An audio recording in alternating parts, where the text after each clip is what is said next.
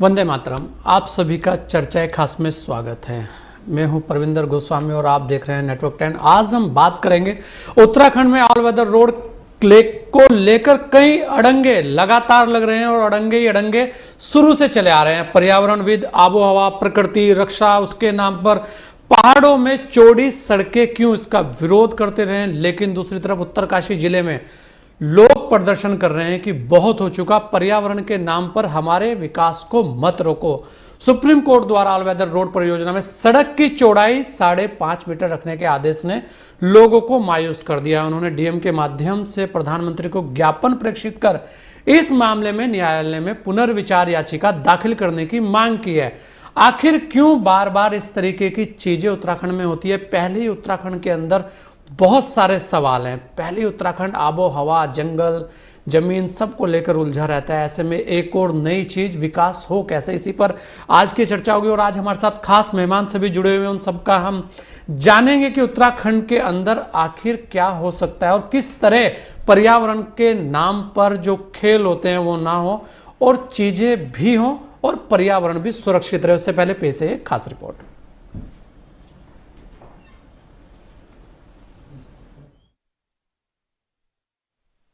उत्तराखंड ने देश की आबोहवा और पर्यावरण को बचाने के लिए अपनी सेवाएं दी हैं।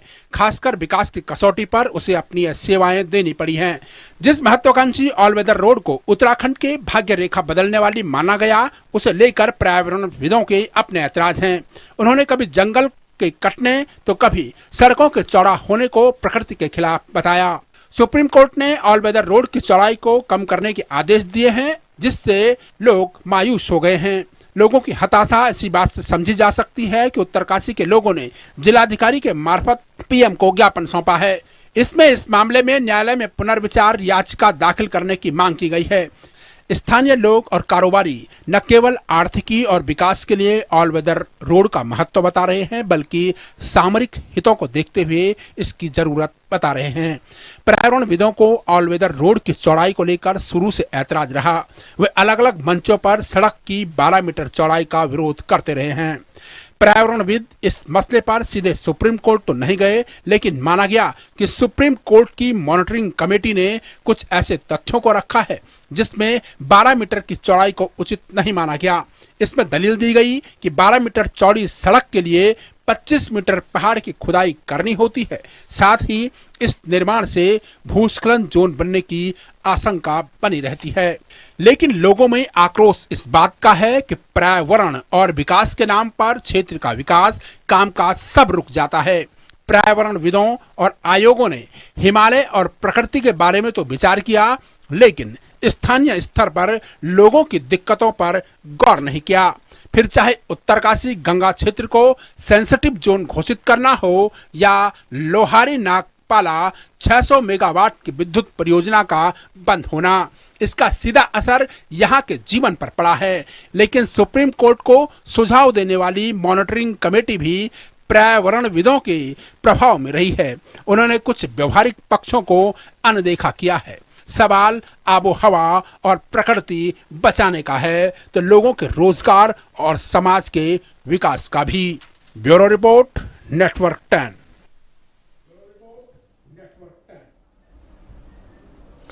और आज हमारे साथ इसी पर खास चर्चा में खास मेहमान शामिल हो चुके हैं। हमारे साथ सूरज सोनी जी हैं, जयपुर से पर्यावरणविद हैं। हमारे साथ विक्रांत तोगड़ है नोएडा से, और हमारे साथ लखपत बुटोला जी हैं उत्तराखंड से, कांग्रेस के प्रवक्ता। और हमारे साथ विनय गोयल जी हैं, भाजपा प्रवक्ता उत्तराखंड से। आप सभी का बहुत बहुत स्वागत है। और सबसे पहले विक्रांत तोगड़, मैं आपके पास आना चाहूँगा क्योंकि मुद्दा अहम है। पर्यावरण के नाम पर जिस तरह से हम बात करते हैं, पर्यावरण को लेकर बहुत सारी चीज़ों में रुकावटें आ जाती है। अगर सही है तो उसका बिल्कुल एक हम ये कहेंगे कि विरोध होना चाहिए। लेकिन जब विकास की बात हो आखिर, तो विकास के लिए पर्यावरण के नाम पर कितना आवश्यक हो जाता है कार्यों को रोका जाना, क्योंकि या तो वो कार्य हो ही ना, या तो वो बने ही ना। लेकिन जब बन जाते हैं, धरातल पर आ जाते हैं, चलने लगते हैं, उसके बाद इतना कुछ होने के बाद जब उनके अंदर रुकावट लगती है, तब बड़ा एक ऐसा माहौल हो जाता है कि करने वाला भी परेशान और जिनके लिए वो कार्य हो रहा है उनको भी ऐसा लगता है कि हम ठगे गए। बहुत सारे सवाल हैं, बहुत सारी चीजें। कैसे देखते हैं आप पर्यावरण के नाम पर, क्योंकि आप खुद पर्यावरणविद और यहाँ बहुत अच्छा कार्य बहुत वर्षों से करते आ रहे हैं, क्या कहना चाहेंगे आप इस तरीके के कार्यों के लिए? जी गोस्वामी जी, सबसे पहले मैं आपकी टीम को धन्यवाद देना चाहूँगा। गोस्वामी जी, सबसे पहले मैं आपकी टीम को धन्यवाद देना चाहूँगा कि उन्होंने इस महत्वपूर्ण विषय पर गौर किया और इसके बारे में देश भर से पैनलिस्ट को जोड़कर इस पर चर्चा की जा रही है। और जहाँ तक स्थानीय नागरिकों का एक सवाल है कि पर्यावरण की आड़ में कहीं ना कहीं उनका विकास प्रभावित किया जा रहा है, तो यहाँ हमें समझना होगा कि जो बात पर्यावरणविद या एक्सपर्ट्स कह रहे हैं वो भी उन स्थानीय लोगों के हित में ही कह रहे हैं, वो उनके हित की बात कर रहे हैं। इसीलिए सुप्रीम कोर्ट में इस तरह की जानकारियां पहुंची हैं कि अगर आप बहुत ज़्यादा चौड़े रोड बनाते हैं, अगर आप इंडियन रोड कांग्रेस ने जो मानक दिए हैं कि रोड की चौड़ाई पहाड़ों में कितनी होनी चाहिए, उसका अगर उल्लंघन करते हैं, पहाड़ों की ज़्यादा कटाई करते हैं, तो उससे स्थानीय लोगों को दिक्कतें आएंगी। हमें इन दोनों चीजों को अलग अलग करके देखना होगा। रोजगार एक अलग मुद्दा है, स्थानीय विकास एक अलग मुद्दा है और पर्यावरण एक अलग मुद्दा है। कोई भी पर्यावरणविद विकास के विरोध में नहीं है। हर पर्यावरणविद चाहता है कि सबका जीवन का स्तर सुधरे, सभी की इनकम अच्छी हो, लेकिन उसको पर्यावरण की खिलवाड़ करके, पर्यावरण का नुकसान करके, क्या हम भूल गए हैं कि 2013 में कैसी त्रासदी हुई? क्या हम उसको एक तरह से नजरअंदाज कर रहे हैं? हम पर्यावरण के प्रति अगर छेड़छाड़ करेंगे और विशेषज्ञ जो राय दे रहे हैं उसको अगर दरनिकार करेंगे तो वह गलत होगा। रही बात जिन लोगों का पैसा इस प्रोजेक्ट में या किसी भी प्रोजेक्ट में लग गया, उन्हें बाद में दिक्कतें आती हैं।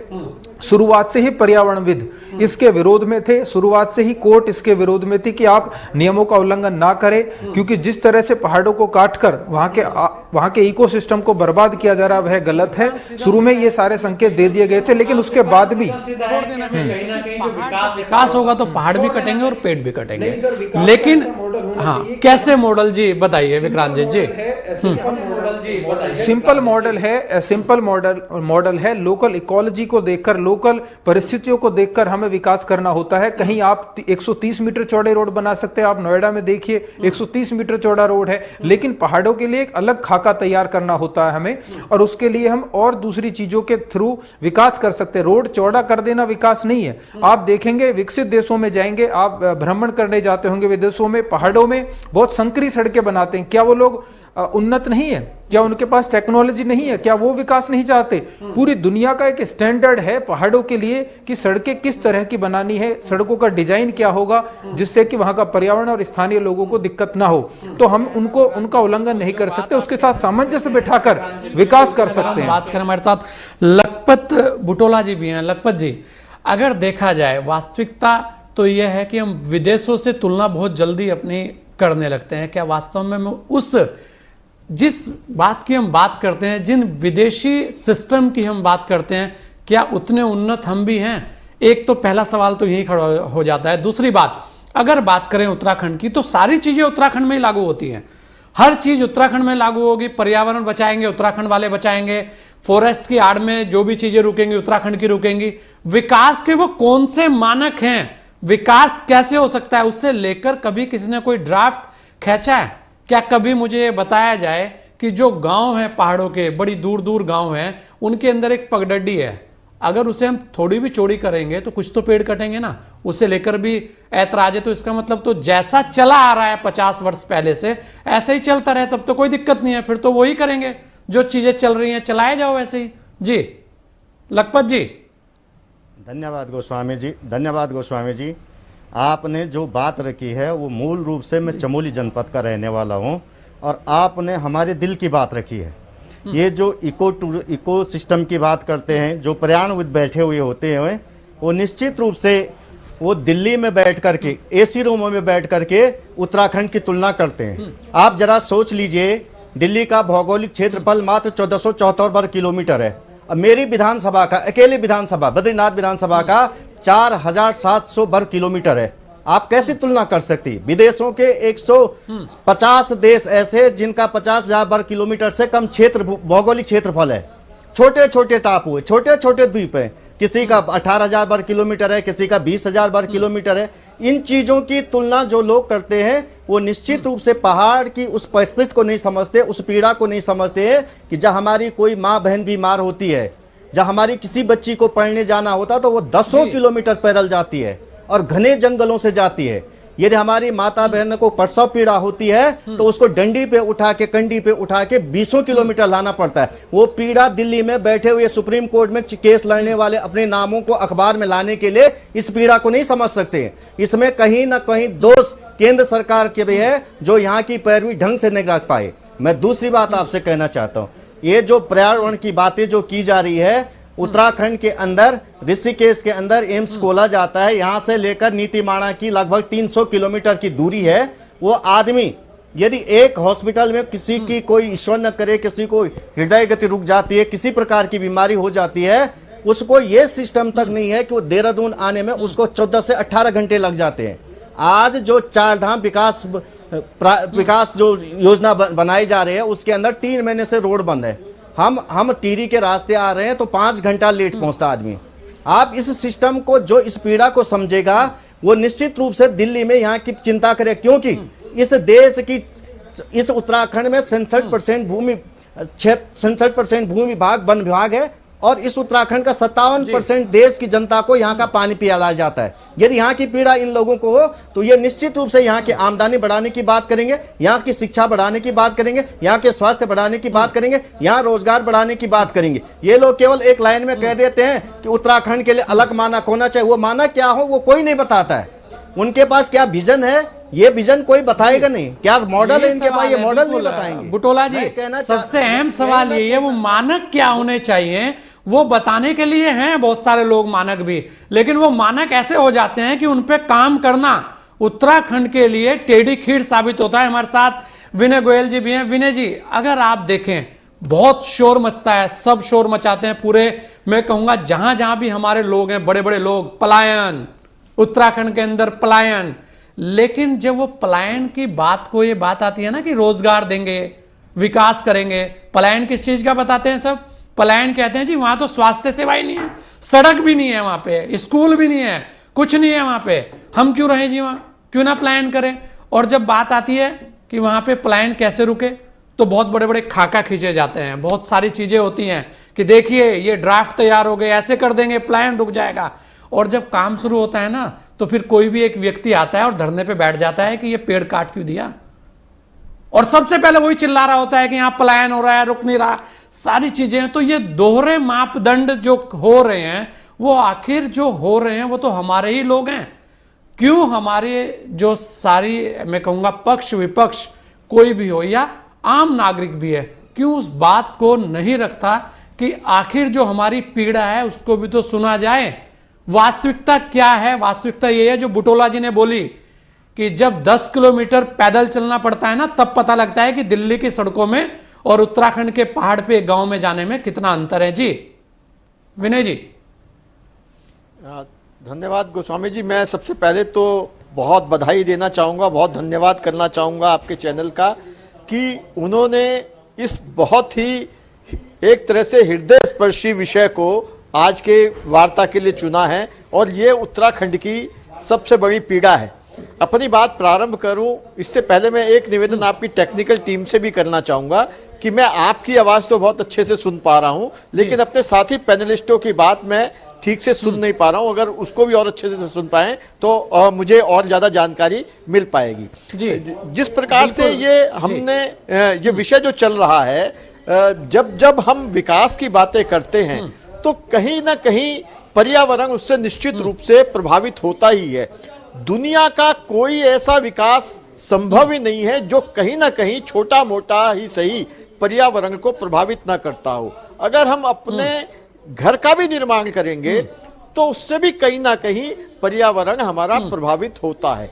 लेकिन यह विषय आपने बहुत सही उठाया कि हम पलायन की बातें करते हैं, पलायन के कारणों पे सेमिनार करते हैं, चर्चा करते हैं, आयोग बनाते हैं, उसके निष्कर्ष आते हैं, और जब उसके समाधान की तरफ हम बढ़ते हैं तो पर्यावरणविद हमारे सामने आकर खड़े हो जाते हैं। तो मुझे लगता है कि इसमें कहीं ना कहीं सामंजस्य बिठाने की आवश्यकता है, और जहां विकास आवश्यक है वहां पर्यावरण भी आवश्यक है।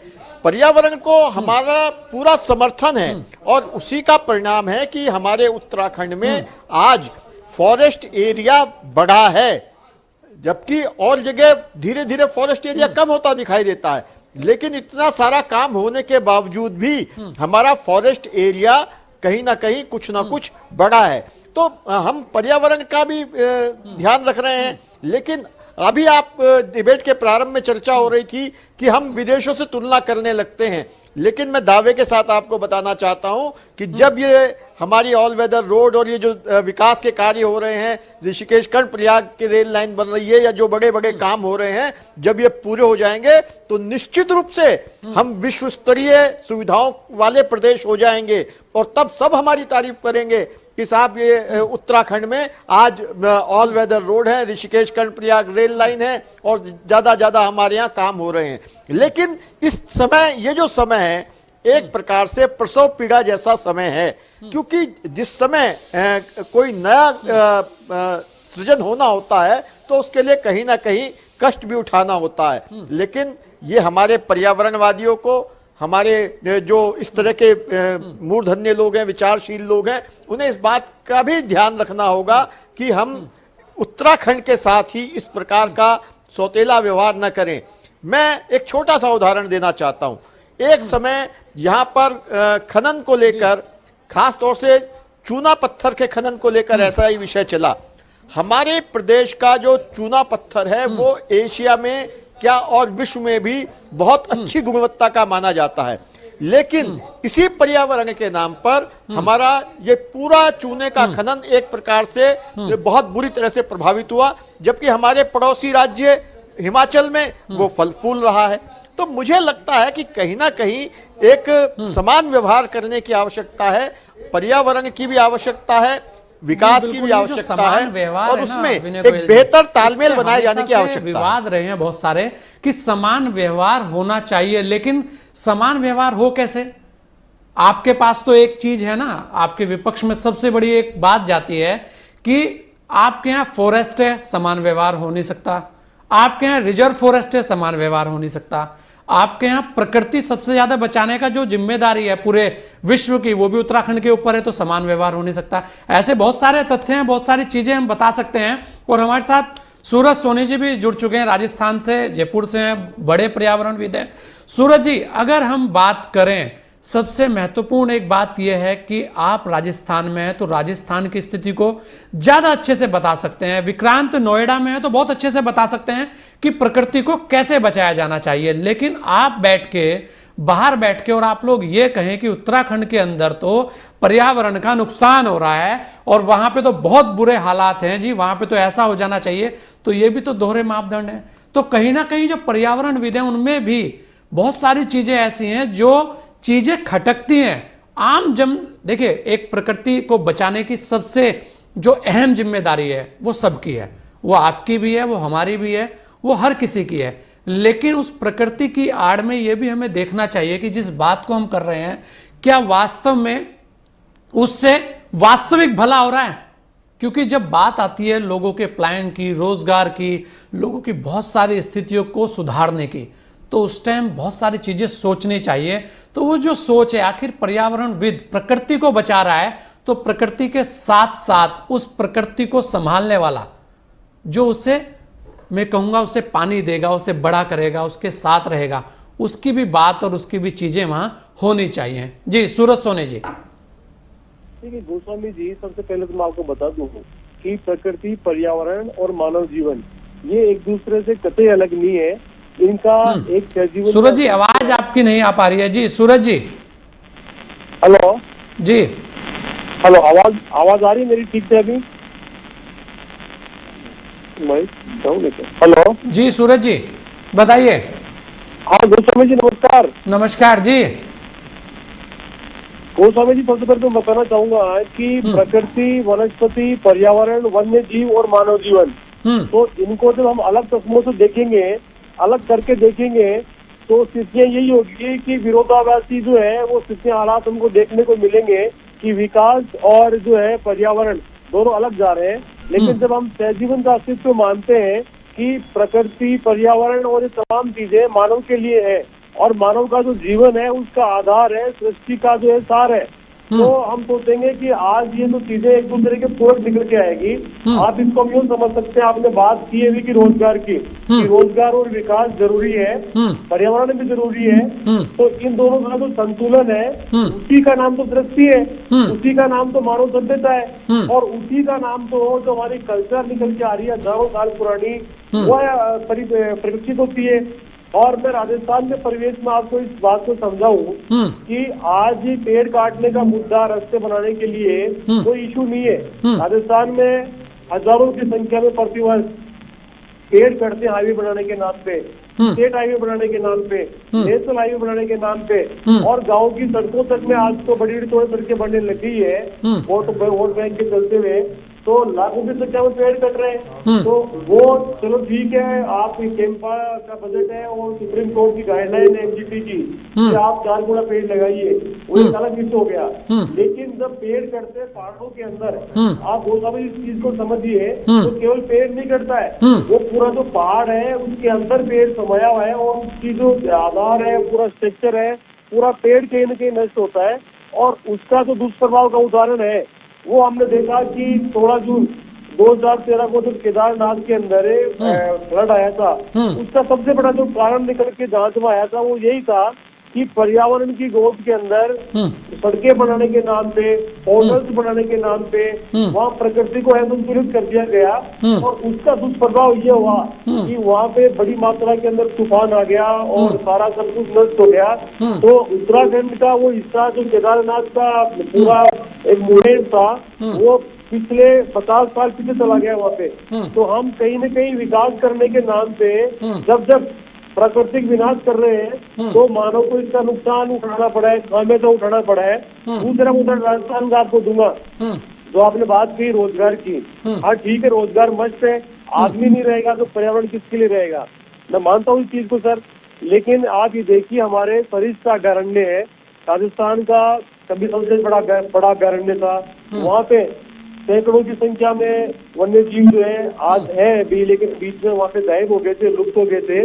कभी वहाँ पे आप गाड़ी लेके टूरिस्ट जा रहा था तो वहाँ पे बड़ी संख्या में वहाँ पे टाइगर्स आते थे, वहाँ पे साइटिंग होती थी और चारों तरफ सड़क पे निकलते थे।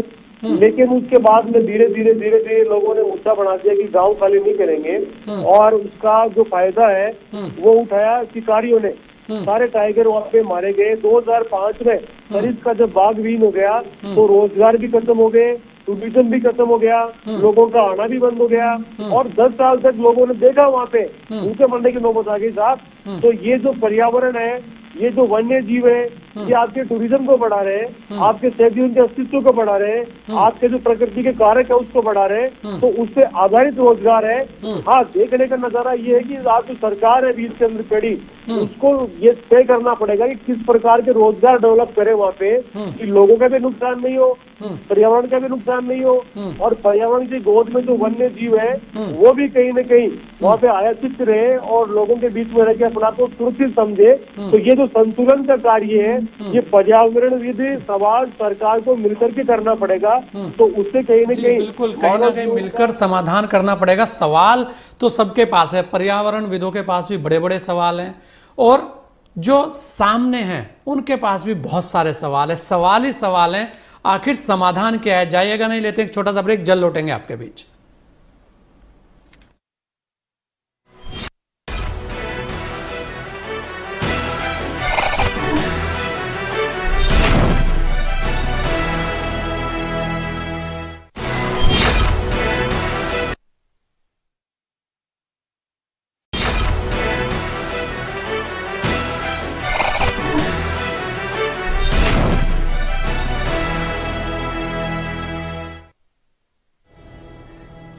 ब्रेक के बाद आपका स्वागत है। आज हम बात कर रहे हैं उत्तराखंड में ऑल वेदर रोड की, और जिस तरह उस पर अब राजनीति हावी हो गई है, उसके अलावा भी बहुत सारी चीज़ें हुई हैं, उसे लेकर ही आज हम चर्चा कर रहे हैं कि वास्तविकता क्या है और कैसे उत्तराखंड के अंदर विकास हो और उस विकास से लोगों का भला हो और रोजगार भी बढ़े और पर्यावरण भी बचा रहे, क्योंकि पर्यावरण भी, प्रकृति भी हमारी बहुत बड़ी अहम ज़रूरत है, वो भी हमें चाहिए। लेकिन उसके अलावा भी हमें बहुत कुछ चाहिए।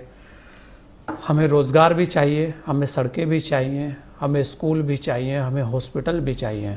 तो बहुत सारी चीज़ें हैं, बहुत सारी बातें हैं और इसी पर हमारे साथ चर्चा चल रही है। हमारे साथ खास मेहमान सभी जुड़े हुए हैं। विक्रांत, अगर हम बात करें तो आप देखेंगे कि लगातार पर्यावरणविद हो या कोई भी ऐसी सेलिब्रिटी हो जो उस फील्ड में आती हो, जब अवैध निर्माण होते हैं और उसके अंदर बड़े बड़े दिग्गज होते हैं, वो अवैध निर्माण हर जगह हैं। अगर आप देखें वो हर प्रदेश के अंदर है और ऐसी ऐसी जगह अवैध निर्माण है कि जिसके ऊपर आप सोच नहीं सकते कि वो डेंजर जोन तक के अंदर हैं। तब तो पर्यावरणविद एकदम चुप्पी साध जाते हैं, तब किसी को कुछ नहीं दिखता। तो ऐसी भी बहुत सारी चीजें हैं कि हम एक उसी बात को कह रहे हैं कि दोहरापन क्यों, क्योंकि मेन बात यही है कि ऐसे भी तथ्य हैं और ये उत्तराखंड के साथ साथ सभी जगह है कि जब बात आती है उन चीजों को लेकर तब कोई कुछ बोलता नहीं है, और जब बात आती है ऐसी चीज को लेकर तो बहुत सारे सवाल खड़े हो जाते हैं। जी विक्रांत जी गोस्वामी जी, देखिए दोहरेपन के बारे में जहां तक मैं गोस्वामी जी देखिए दोहरेपन के बारे में जहां तक मैं पिछले 10 वर्षों से पर्यावरण के लिए काम कर रहा हूं, तो हम केवल पर्यावरण को पर ध्यान केंद्रित करके अपनी बातें रखते हैं। जैसा आपने अतिक्रमण की बात कही, उस पर भी हम लोग अपनी बात रखते हैं, एनजीटी तक, सुप्रीम कोर्ट तक, हाई कोर्ट तक जाते हैं। तो ऐसा कोई दोहरापन मैंने नहीं देखा है अपने आसपास जो पर्यावरण के लिए काम कर रहे हैं या जो मैंने अब तक काम किया है।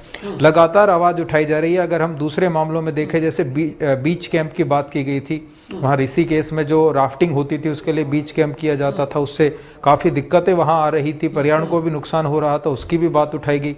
गैरसैंण में विधानसभा बनाई जा रही थी नई, उसकी बिल्डिंग के लिए जो पर्यावरण स्वीकृति नहीं ली गई उसके लिए भी बात उठाई गई है।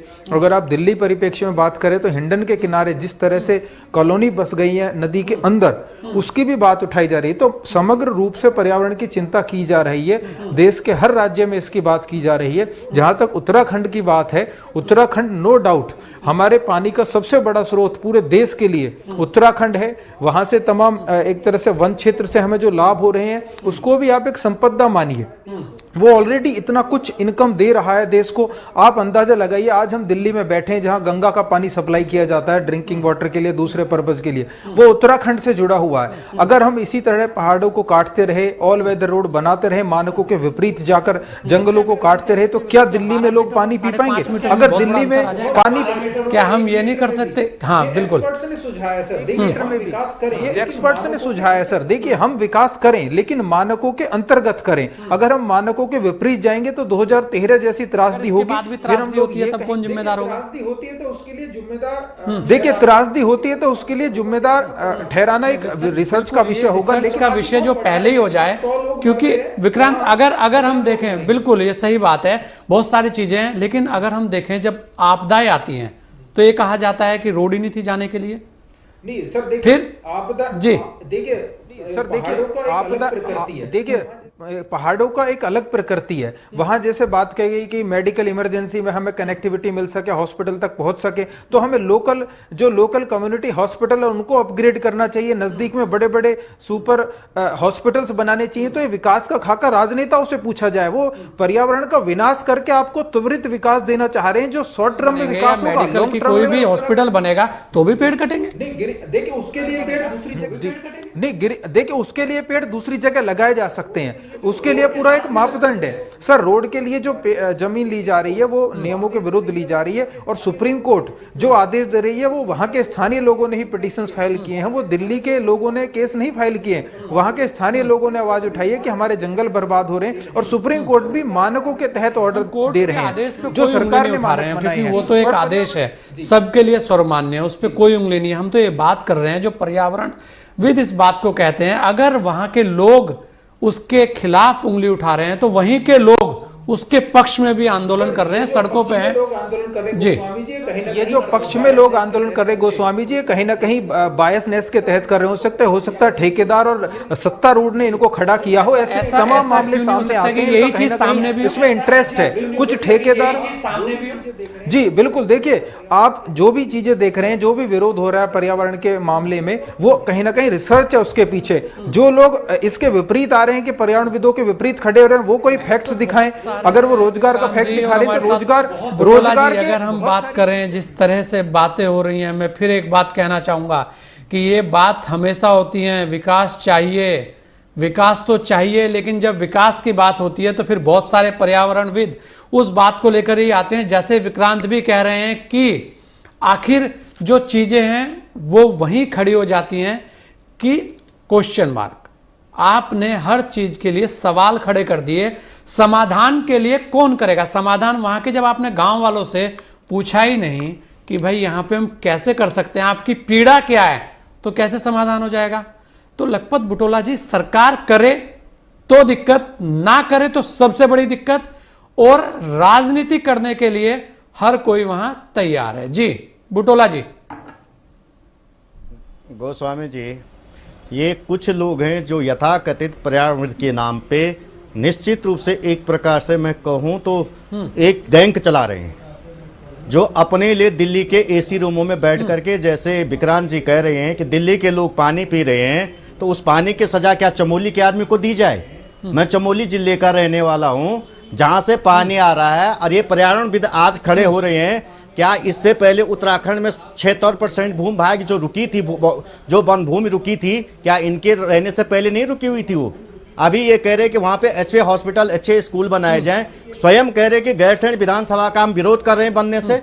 जब पहाड़ की राजधानी बनाने के लिए, एक विधानसभा भवन बनाने के लिए विरोध कर रहे हैं, तो आज समझ सकते हैं कि किस तरह का इनका नेचर है, किस तरह की इनकी सोच है, किन तरह की इनकी समझ है उत्तराखंड के प्रति। आप स्वयं समझ सकते हैं। आप स्वयं सोचिए कि यदि पहाड़ के लिए, निश्चित रूप से मैं एक चीज कहना चाहता, पहाड़ की जो सड़कें हैं, उन सड़कों पे जो वाहन जाते हैं, हैवी वाहन जाते हैं, आज तो देश के अंदर जिस तरह से चाइना ने स्थिति बना दी है, आज आप देखो सामरिक स्थिति से भी उत्तराखंड बहुत महत्वपूर्ण है। और चाइना जो परिस्थिति बनाए, आज हमारे सेना के जवानों को जाना है, लोगों को जाना है, तो उसके लिए क्या ये दिल्ली में बैठ के लड़ाई लड़ेंगे? क्या तब नीतिमाणा में जाने के लिए जो हमारे सैनिक जाएंगे, किससे जाएंगे? पैदल भेजेंगे ही उनको? ये स्थिति नहीं समझनी पड़ेगी, पहली बात। दूसरी बात, अगर उत्तराखंड इस प्रदेश को और पूरे विश्व को पर्यावरण दे रहा है, इस देश को पानी पिला रहा है, इस देश के 67% भूभाग को सिंचित कर रहा है, तो ये हमें ग्रीन बोनस क्यों नहीं देते हैं? यहाँ के प्रत्येक परिवार को ये उसका मुआवजा क्यों नहीं देते हैं? यहाँ के लोगों को घर बैठ के रोजगार क्यों नहीं देते? यहाँ के लोगों को बिजली पानी मुक्त क्यों नहीं देते हैं? उसके लिए देश क्यों उस समय आवाज क्यों नहीं उठाते? यहाँ के लोगों की आवाज उठानी चाहिए इन लोगों को। निश्चित रूप से हम इनके साथ खड़े होंगे। अगर ये कहेंगे कि इस प्रदेश के सभी लोगों को गैस कनेक्शन फ्री मिलना चाहिए, यहाँ का कोई भी पेड़ नहीं कटना चाहिए, यहाँ पे किसी प्रकार का कंस्ट्रक्शन नहीं होना चाहिए, तो उसके लिए सरकार हमें मुआवजा देना है। यदि हम रखवाली रहकर, वन प्रहरी बन करके इस वनों का, हम इन वनों का संरक्षण कर रहे हैं, इनकी देखभाल कर रहे हैं, तो इनका दोहन केवल दिल्ली और मुंबई वाला करेगा। और ये बार बार केदारनाथ की जो बात कह रहे हैं, केदारनाथ में चलो रोड कटने से परिस्थिति बनी है इनके कहने के हिसाब से, तो जो केरल में सुनामी आई है, क्या उसके लिए कौन जिम्मेदार है? जो गुजरात के अंदर कच्छ में जो भूकंप आया था, उसके लिए कौन जिम्मेदार है? जो दिल्ली के अंदर ये और राजस्थान और बिहार में जो अभी बाढ़ आई है, सैकड़ों लोग मर गए हैं, उसके लिए कौन जिम्मेदार है? ये बताएं। केवल जिस तरह के आप बताएं, एनजीटी ने पिछली बार हमारे यहाँ के लोगों का तमाम रोजगार छीन लिया। जो लड़के राफ्टिंग का काम करते थे, जो लोग अन्य क्षेत्रों में अपना रोजगार चला रहे थे, जिस तरह के हमारे लोग छोटे छोटे ढाबे चला के 4 धाम यात्रा से कुछ कमाने का काम कर रहे थे, ये सुप्रीम कोर्ट में जा करके पलायन को रोकने की जो एक व्यवस्था बनाई जा रही है, उसके घोर विरोधी हैं। ये उत्तराखंड के जनमानस के विरोधी हैं। इनको पर्यावरण से कुछ लेना देना नहीं। असली पर्यावरणविद तो उत्तराखंड का वो आम आदमी है जो हमारी माँ बहनों ने चिपको जैसा आंदोलन दिया। हमारे माँ बहनों का पता है कौन सा वन बचाना है, किस पेड़ को बचाना है, किस भूमि को बचाना है, कहाँ पे अपने लिए काम करना है। ये हमसे बेहतर कोई नहीं जान सकता है, क्योंकि हमें पहाड़ों पे, जब मैं स्वयं अपनी पीड़ा बताता हूँ, जब मैं 3 साल का स्कूल जाता था तो 4.5 किलोमीटर पैदल जाता था, खड़ी चढ़ाई, और शाम को वापस आता था। जब मैं इंटर में पढ़ने गया तो 12 किलोमीटर पैदल जाता था। क्या ये परिस्थिति ये बता सकते हैं? दिल्ली में बैठ के जो शिक्षा का जो दोहरीकरण इन्होंने किया है, जो हर चीज में जो दोहरीकरण करके लाए हैं, और कोई लोग आगे बढ़ रही है। आज विकास में, पहाड़ की विकास की बात की जा रही है, तो ये कोर्टों में जा करके धरने प्रदर्शन दिल्ली के अंदर करके, जंतर मंतर पे झूठे धरने प्रदर्शन करके 100 रुपए में लोगों को बिठा करके, एक उत्तराखंड का आदमी बताए जो इस तरह के इसके पक्ष में हो। कोई उत्तराखंड का वो आम जनमानस बताए जो कहे कि यहाँ की सड़कें चौड़ी नहीं होनी चाहिए, यहाँ पे अच्छे होटल नहीं बने चाहिए, अच्छे रेस्टोरेंट नहीं बनने चाहिए, यहाँ पर अच्छी तरह से लोगों को लखपत बुटोला जी ने बहुत सारी ऐसी बातें रखी जो अपने आप में बड़ी खास है। क्योंकि देखिए, बात जहां आती है पहाड़ की, तो एक दर्द जो है वो उस पहाड़ के व्यक्ति को ही है जो वहां रह रहा है, उसे पता है कि पीड़ा क्या होती है पहाड़ की। बहुत सारी चीजें। विनय गोयल जी, एक बहुत अहम सवाल, और वो बुटोला जी ने भी बोला है, बहुत ही अहम सवाल यह है कि आखिर ऐसा क्या हो जाता है कि हमारे लोग, सरकार जो पैरवी करने की जब बात आती है तो पैरवी में पीछे हो जाती है, और कहीं ना कहीं निर्णय लेने के लिए जब बातें आती हैं कि जो निर्णय होने चाहिए सरकार के पक्ष में, वो पक्ष में निर्णय नहीं आते। जो पैरवी की एक बात हमेशा खड़ी रही है कि उत्तराखंड में पैरवी करने के मामले में हमेशा पीछे ही रह जाता है। उसके अलावा आप देखिए कि ये पैरवी तो थी कि आपके सामने एक और समस्या, उससे पहले भी ऐसी एनजीटी की बहुत सारी समस्याएं हैं, तो पैरवी करने में पीछे रहने की जो चीजें हैं उसे लेकर कोई एक्शन, कोई रिएक्शन दिखता नहीं है। बहुत सारी चीजें, ये सवाल हमेशा रहा है, और आप भी देखेंगे लगातार, चाहे वो हमारी परियोजनाएं हो, आप देखें 25-25, 30-30 साल पुरानी परियोजनाएं अब जाकर उनको क्लियरेंस मिल रही है, चाहे वो जमरानी बांध की बात हो और चाहे वो और किसी बांध की बात हो वहां पर। और बिजली सबको चाहिए, बिजली दिल्ली भी चाहिए, बिजली यूपी में भी चाहिए, सब जगह चाहिए, लेकिन जब बनने की बात हो तो फिर सवाल बहुत सारे हैं सबके लिए।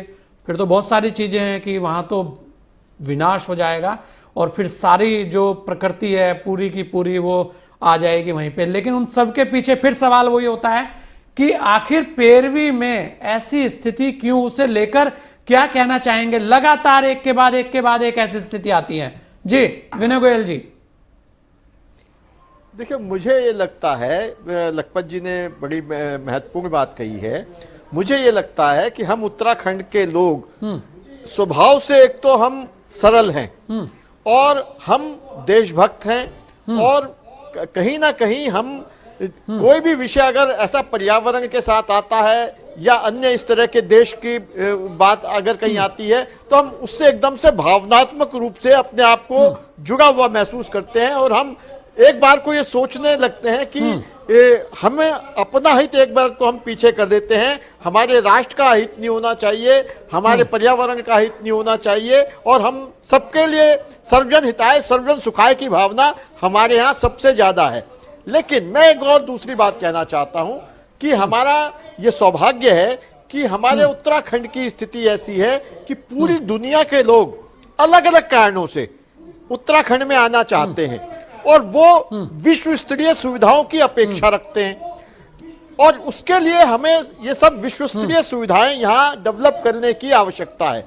लेकिन जिस प्रकार से उसमें रोड़े पे रोड़े खड़े किए जाते हैं, रोड़े अटकाए जाते हैं, और उसमें कुछ उत्तराखंड विरोधी मानसिकता के लोग हैं, पहाड़ विरोधी मानसिकता के लोग हैं, विकास विरोधी मानसिकता के लोग हैं, वो इतने, जहां हम लोग सरल हैं वो इतने चतुर हैं कि वो कहीं ना कहीं हमारे इस विकास को, प्रक्रिया को प्रभावित करने में सफल हो जाते हैं और हमारे उत्तराखंड का बहुत बड़ा नुकसान कर जाते हैं।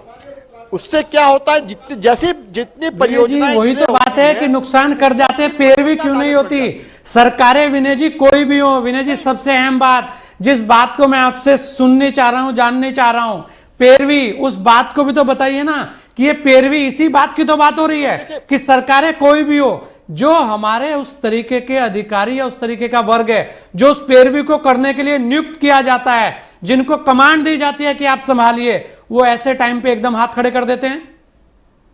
जी नहीं, ऐसा विषय नहीं है, पैरवी बिल्कुल करते हैं। जैसे अभी मैं बताऊं आपको कि अभी ये विषय आया है कि सड़क की चौड़ाई 7.5 मीटर हो या 5.5 मीटर हो या 12 मीटर हो, तो ये विषय मान लिया न्यायालय ने कोई निर्णय लिया। अब न्यायालय ने निर्णय लिया तो उसका जो प्रत्युत्तर देने का काम है या उसका जो लड़ाई लड़ने का काम है वो सीधे सीधे NHAI ने करना है। NHAI को हम अपना पक्ष बता सकते हैं, अपनी बात बता सकते हैं, लेकिन लड़ाई लड़ने का काम तो राष्ट्रीय राजमार्ग प्राधिकरण ही करेगा। तो ये कुछ समस्याएं हैं, टेक्निकल व्यवहारिक समस्याएं हैं। आप लोगों का भी तो हक है, व्यवस्थाएं तो सरकार के हाथ में भी है, लोगों का भी तो हम ये कहेंगे कि हित जनहित की जब बात हो रही है तो कोई भी कर सकता है, उत्तराखंड भी पैरवी कर सकता है।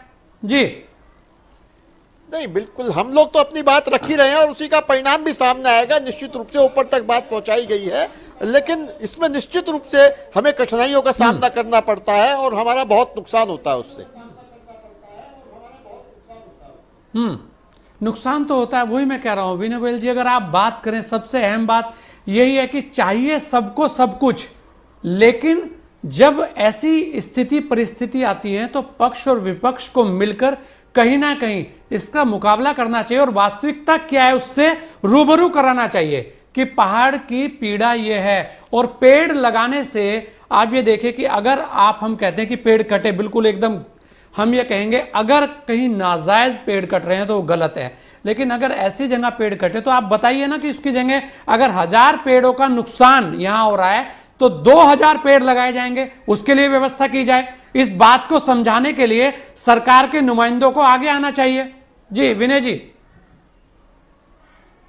नहीं, निश्चित रूप से बिल्कुल हम लोग ये काम भी करते हैं और उसका परिणाम भी आता है, लेकिन उसमें जो समय नष्ट हो जाता है वो बहुत उसका कोई गणना नहीं की जा सकती कि कितना उससे प्रोजेक्ट की कॉस्ट बढ़ गई, कितना डिले होने से कितने लोगों को असुविधा का सामना करना पड़ा, वो बहुत बड़ा बात है।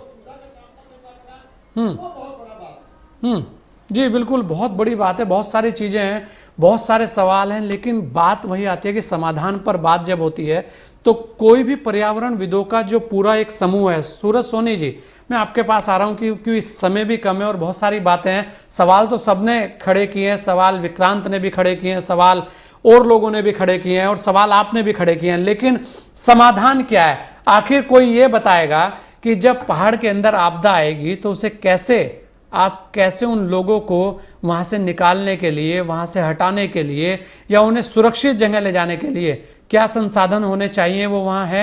उसके अलावा जो पगडंडियां हैं आज भी, उनको बड़ा करने के लिए क्या है व्यवस्थाएं। आखिर पलायन रोकने के लिए कैसे रोजगारों का सृजन हो। रोजगार सृजन के लिए तो सड़कें भी चाहिए, वहां स्कूल भी चाहिए, वहां हॉस्पिटल भी चाहिए। तब क्या है, क्या खाली समाधान यही है कि किसी भी चीज को पर्यावरण के नाम पर अटकाकर छोड़ दिया जाए? समाधान भी तो होना चाहिए ना कि आखिर वो विकास कैसे हो और वो विकास जो विकास वहां पर जाकर उस पीड़ा को समझता हो। जी सूरज सोनी जी। वो समझिए, मैं छोटी छोटी दो बातें स्पष्ट करना चाहूंगा। एक तो ये कि ये जो धारणा बनी हुई है कि पर्यावरण विधि और जो इस तरह के लोग एक्टिविस्ट काम करते हैं वो विकास के रास्ते में बाधक है, ये धारणा ही गलत है, ये सिद्धांत ही गलत है। आप देखिए कि गिनती के जो लोग हैं, आज 20 साल पहले जितने लोग एनवायरमेंट में काम कर रहे थे उसका 10% लोग आज काम कर रहे हैं। और ऐसे में ये कह करके कि हम तो साहब पहाड़ों के लोग हैं, हम समझते हैं दिल्ली के आदमी को क्या मतलब है, राजस्थान के आदमी को उत्तराखंड से क्या मतलब है, ये बिल्कुल गलत बात है। आप ये देखिए कि उत्तर में हिमालय और दक्षिण में समुद्र, उसके बीच का जो हिस्सा है वो भूभाग, वो भारत है और भारत के प्रत्येक नागरिक को अधिकार है। तो उत्तराखंड का नागरिक है राजस्थान के बारे में चिंता करे, राजस्थान का नागरिक है वो हिमालय के बारे में चिंता करे, कश्मीर के बारे में चिंता करे, सबका समान अधिकार है। और आपको राजस्थान से इसीलिए जोड़ा कि आप उत्तराखंड की भी बात करें, हमने विक्रांत को भी नोएडा से इसलिए जोड़ा कि वो भी अपनी बात रखें, क्योंकि विषय में जब तक बातें सामने नहीं आएंगी तब तक कैसे पता लगेगा कि उसका समाधान क्या है। चर्चाएं होनी चाहिए और संपूर्ण भारत एक है। जी ऐसा होनी चाहिए। अब जो बात आ रही है कि सर हम क्यों सब चिंता कर रहे हैं, हम चिंता इसलिए कर रहे हैं सर कि मैं राजस्थान में रहता हूँ। आजादी के समय 1947 में यहाँ पे 48,000 वर्ग मीटर सघन वन था यहाँ पे, और 48,000 वर्ग किलोमीटर का घट करके आज 70 सालों के अंदर 24,000 वर्ग किलोमीटर सघन वन रह गया है। राजस्थान में जो मरुस्थल की स्पीड है बढ़ने की वो 16-17 किलोमीटर वर्ग किलोमीटर प्रति वर्ष बढ़ रही है। तो हम इसको यंत्रणा को भोग रहे हैं, हम इस संकट को भोग रहे हैं, इसलिए हमारा गरज जायज है। मैंने देखा मेरी आंखों के सामने सरिस्का की, मैंने भी जिक्र किया, चर्चा की, सरिस्का को मेरे सामने मैंने निराणों से देखा है। राजस्थान के बहुत सारी सेंचुरीज है जिनके अंदर से पेड़ भी कट गए, वन्य जीव भी लुप्त हो गए। तो ये नुकसान किसका है? राजस्थान का नुकसान नहीं है सर, ये जो भारत की पूरी मानव सभ्यता है, संस्कृति है, उसका नुकसान है और उसका जो परिणाम है वो भयावह होता है। अभी जो विक्रांत जी नोएडा से बैठे, आपने देखा है कि दिल्ली में आज के 4 साल पहले PM10 का जो लेवल है वो 700 पार कर गया था। स्मॉग आ गया था सर, वहाँ पे लोगों ने अपने सामने मौत देखी थी। इसलिए उनकी चिंता जाहिर करना जरूरी है कि आज जो तंत्र है, फेफड़ा है हमारा, वो पूरा पहाड़ ही तो है। अगर पहाड़ नहीं बचेगा तो आप ये देखिए कि आज ये पर्यावरण बचेगा कैसे? हम केवल बातें करते रह जाएंगे। आज कितने प्रकार की जो सृष्टि के अंदर, आज उत्तर भारत के अंदर 24 तरह के जो पक्षी थे वो पिछले 5 सालों में लुप्त हो चुके सर पूरी तरीके से। वनस्पतियों की अगर बात करें हम तो उत्तर भारत के अंदर 135 प्रकार की जो वनस्पति है, जो सर्वे हुआ है अभी, उस अध्ययन में सामने आया कि पूरी तरीके से लुप्त हो चुकी है। आज हम हमारे जो शास्त्र पढ़ते हैं, हम रामायण पढ़ते हैं, महाभारत पढ़ते हैं, कितनी प्रकार की जड़ी बूटियों का वर्णन होता है उसके अंदर। आज क्या वो मौजूद है वहाँ पे मौके के ऊपर? तो ये जो लुप्त कर रहे हैं, ये हमारी जो लालसा है, हमारी भौतिकवादी सोच है। हम अभूतय की तलाश में हम दृष्टि का नुकसान ही नहीं कर रहे हैं, मानव का नुकसान कर रहे हैं, मानव जीवन का नुकसान कर रहे हैं। अब रही बात रोजगार की, तो हर सरकार का दायित्व बनता है कि वह सभ्य समाज पे रोजगार के अवसर उपलब्ध कराए, उनकी प्लानिंग करे। लेकिन उस प्लानिंग में ये नहीं बताया लोगों को कि ये सड़कें नहीं बनेगी तो तुम्हारा विकास ही नहीं होगा। सड़कें तो बनी हुई है, सड़कों को उन्नत करें। जितनी सड़कें बनी हुई है, क्या वो सड़कें ठीक है? मैंने कश्मीर में 50 बार में कश्मीर गया हूँ सर। आप ये देखिए, वहाँ पे जो न्यूजीलैंड का हिस्सा है, जो वहाँ सोनोमर्ग का हिस्सा है, वहाँ पे प्रतिवर्ष सड़कें चेंज हो रही है। वहाँ पे होटल निर्माण के अंदर आप ये देखिए कि सड़कों का गुबाव दिया जाता है वहाँ पे। लेकिन बहुत सारी बातें आप जो बता रहे हैं जी, बिल्कुल सूरज सोनी जी, आपकी बातें बहुत कुछ सही हैं, लेकिन बात जब ऐसी आती है, उत्तराखंड की जो भौगोलिक स्थिति है और उत्तराखंड की जो पीड़ा है वो कश्मीर और जगह से बहुत अलग है। जी लखपत बुटोला जी, आप कुछ कहना चाह रहे थे जी, क्योंकि समय कम है, अपनी बात बहुत ही कम समय में। जी गोस्वामी जी, यदि इन लोगों को उत्तराखंड की चिंता करनी है, मैं वन भूमि की बात कर रहा हूँ। यहाँ पे हरेला एक बहुत भव्य स्तर पे माननीय हरीश रावत जी की सरकार के समय से मनाया जाता है, जिसके अंदर हफ्तों तक लाखों पेड़ लोग स्वतः लगाते, सरकार लगाती, लोग स्वतः लगाते। दूसरी बात मैं आपसे कहना चाह रहा हूँ कि यदि इस प्रदेश को ये बचाने की बात कर रहे हैं, ये लोग बैठेंगे दिल्ली में, तुलना करेंगे भौतिकवादी युग स्विट्जरलैंड और स्कॉटलैंड की, और उत्तराखंड को कहेंगे आदम युग में रहे, तो ये संभव नहीं है। यहाँ संभव तभी होगा यदि ये लोग कहेंगे उत्तराखंड जितना इस देश को पानी देता है, इस विश्व को उत्तराखंड जितना स्वच्छ वायु देता है और पानी देता है, इसके बदले यहाँ के लोगों को ग्रीन बोनस दिया जाए। यहाँ के लोग पेड़ न काटे, पेड़ों का बचाव करें, तो यहाँ के लोगों को गैस सिलेंडर मुक्त दिया जाए। यहाँ के लोग नदी नालों को बचाने का काम करते हैं, उसको स्वस्थ रखने के काम करते हैं, तो उन्हें हाइजीनिक टॉयलेट देने का काम करे। उन लोगों को वहीं रोजगार देने का काम सरकार दे, और सरकार एक ऐसा वित्तीय प्रबंध करे कि प्रत्येक गांव के प्रत्येक व्यक्ति को प्रत्येक गांव में रोजगार मिल जाए, और वो वनों की देख रेख करे। यदि इनको पीड़ा है तो उस पर ये सवाल उठा, उस पर सवाल सरकार के सामने खड़ा करें। आप यहाँ के विकास काम, आप कहेंगे कि यहाँ की राजधानी न बने, गैरसैंण के अंदर विधान भवन न बने, आप यहाँ सोचेंगे यहाँ स्कूलें न बने, यहाँ हॉस्पिटल न बने, यहाँ बड़े होटल न बने, यहाँ का आदमी कोई व्यवसाय न करे, रोजगार सृजित न करे, और आप केवल दिल्ली के अंदर बैठ के आराम का, अयासी का जीवन में कहूंगा अगर मैं गलत शब्द कह रहा हूं तो, क्योंकि ये एक भौतिकवादी युग को जो जी रहा है वो पहाड़ की पीड़ा को नहीं समझ सकता है कि जहां हमारी माता बहनें यदि प्रसव पीड़ा के लिए कई किलोमीटर हमें कंधों पे ले जानी पड़ती है, डोली में ले जानी पड़ती है, और रास्तों में मर जाती हैं। उस पीड़ा को कौन समझेगा? बहुत कुछ है, लेकिन प्रकृति भी अपनी जगह है, पर्यावरण भी अपनी जगह है, और उसका बचाव रख रखाव दोनों होना चाहिए, लेकिन वो सब जगह समान होना चाहिए। वो नोएडा के अंदर भी पेड़ लगाए जाने चाहिए, और वो दिल्ली के अंदर हो, चाहे नोएडा हो, चाहे राजस्थान हो, वो होना चाहिए। खाली एक ही स्टेट की जिम्मेदारी नहीं होनी चाहिए। और हमारे साथ सभी लोगों ने जो अपना कीमती समय दिया उसके लिए बहुत बहुत धन्यवाद। विक्रांत आपका भी, विनय जी आपका भी, लखपत बुटोला जी आपका भी, और सूरज सोनी जी आपका भी बहुत बहुत धन्यवाद। हम बात कर रहे हैं कि जिस तरह से ऑल वेदर रोड को उत्तराखंड के विकास और बदलाव का प्रतीक माना जा रहा है, लेकिन सुप्रीम कोर्ट ने सड़क को केवल 5.5 मीटर करने के फैसले से लोगों को मायूस कर दिया। उन्हें लगता है कि पहाड़ों में चौड़ी सड़क खुशहाली लाएगी, इसलिए वे पीएम से मांग कर रहे हैं कि सुप्रीम कोर्ट में पुनर्विचार याचिका डाली जाए। स्थानीय लोगों की अपेक्षाएं भी गलत नहीं है। पर्यावरण के नाम पर हिमालयी क्षेत्र में विकास की प्रक्रिया बहुत प्रभावित हुई है, इसलिए अगर पुनर्विचार याचिका अदालत के समक्ष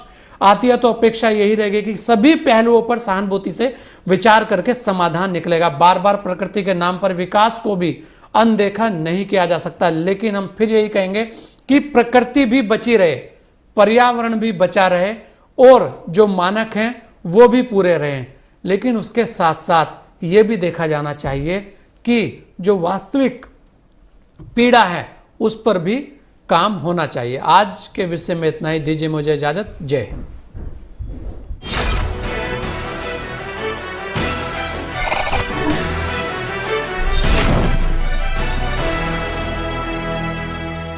चर्चाएं खास powered by HTS Solution Private Limited, your IT and software partner, co-powered by H2O।